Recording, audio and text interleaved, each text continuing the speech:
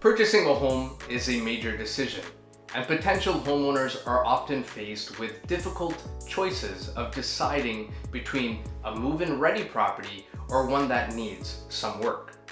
Fixer-upper properties, which are homes in need of repair or renovation, can be an attractive option for buyers looking for a deal and an opportunity to personalize their space.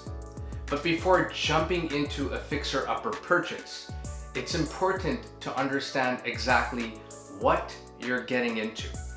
Having a professional realtor help evaluate the home and the potential costs of renovations would be very helpful before finalizing any purchase. More costly renovations may include roofing, windows, and a furnace.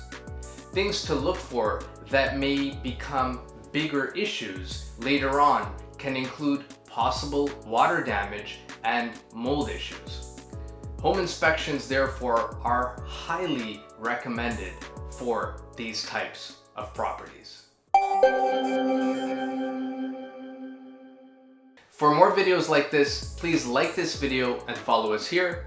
Thanks for watching.